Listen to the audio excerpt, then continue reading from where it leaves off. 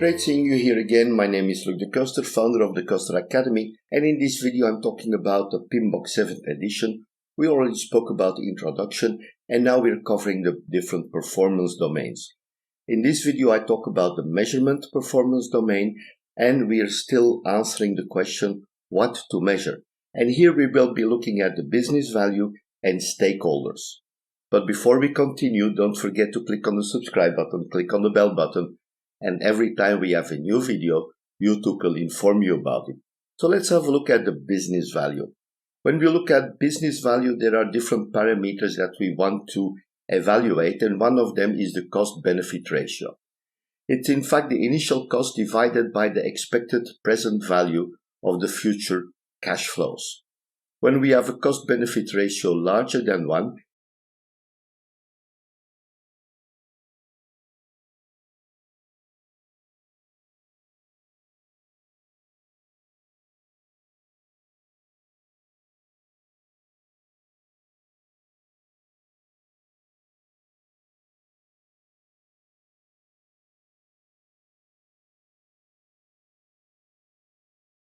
when we look at measuring the value of the benefits that are being delivered, combined or compared with the benefits defined in the business case, it will also give us information about will we continue with the project or not. So this information is very important to evaluate what to do with the project.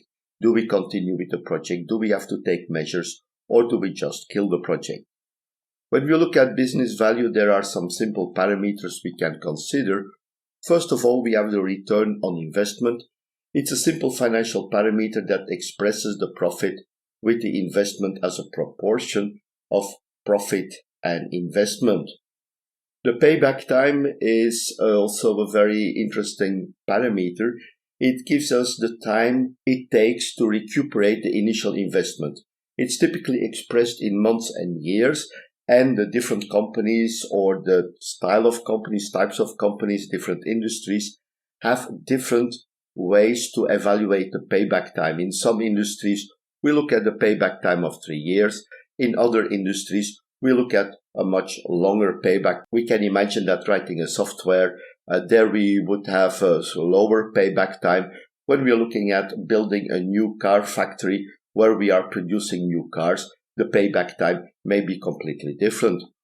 Although both parameters, payback time and return on investment, they are quite popular. They give very quick information about the different elements of the project. They are liked because they are simple, but one of the disadvantages is that they do not consider the time value of money. So we have to take that into account when we are using these parameters, certainly when we are considering projects that take more years, that are longer, that these parameters are not always exactly representative, but they are an indication, and we can still use them as, let's say, an easy evaluation of the project. We look also at some more complex parameters. We have the net present value. Now, when we look at the net present value, we look at the discounted cash inflows and the investment. When we look at those elements, we see what is the value, what is the present value of all those future cash flows that we are going to receive, and they should be higher than the initial investment. We calculate the NPV by taking the discounted cash flows and subtracting the initial investment.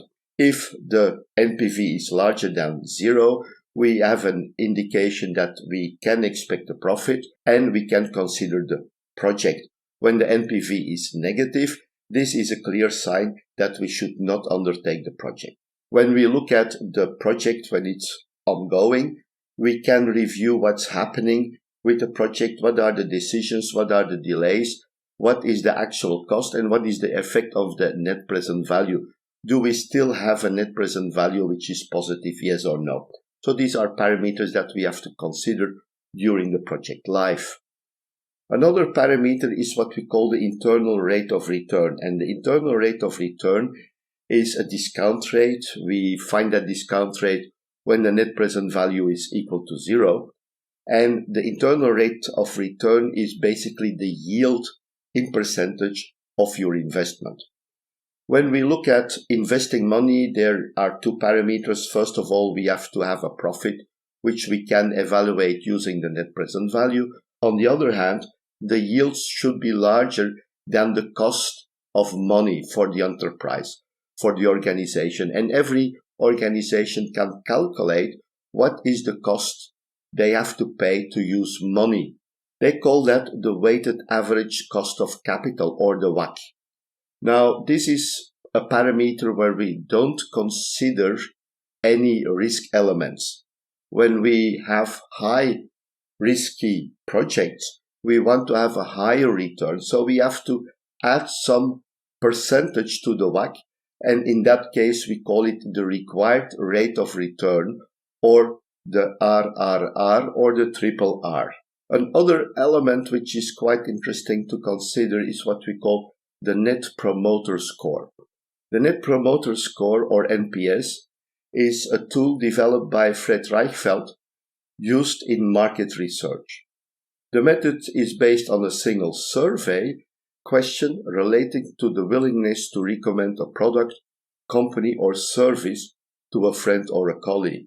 The method provides a score between -100 and +100, and typically high scores measure satisfaction, but they also refer to customer loyalty. You may have seen these questions: would you refer this product to somebody else? I've seen them many times when you look at feedback from services that you bought or products that you bought. So this is an interesting tool to evaluate how your project is going. We also have the mood chart, or the board. We have an indication of the mood. What is the mood of the stakeholders? We know we have good days, we have bad days. Things may happen that have an effect on the mood of the stakeholders. Now, what we can do, the people can use a mood chart to indicate their state of mind and motivation of the team. You can also use it for stakeholders. When you say, okay, we have a problem with the stakeholder, we have to talk to some stakeholders. We may say, oh, they are in a good mood or in a bad mood. So you may have to adjust the way you deal with them, just considering the mood of the people. A mood board is quite simple. Here we have two people, Luke and Maria, and we see that on Tuesday, Luke is happy, Wednesday too, and on Thursday, Luke is unhappy. We don't know why. Maria, happy on Tuesday, Wednesday, not really happy, and on Thursday, she's happy again. So we have an indication how the people are feeling and how we can deal with them in a more efficient way. When we look at morale and turnover, also some elements that are very important in project evaluation. Morale, when we look at the mood boards, they can be quite subjective, and we can look at the morale of the team by asking some simple questions. I feel my work contributes to overall outcomes, yes or no? How do you feel about the work that you're doing?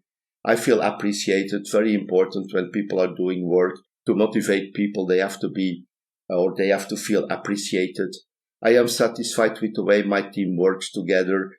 There also, teamwork is very important about the way that the team members feel about it.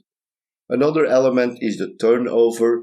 When we see that there is a high turnover, an unplanned turnover of team members, that may be a very good indication of low morale, and we have to consider these different parameters.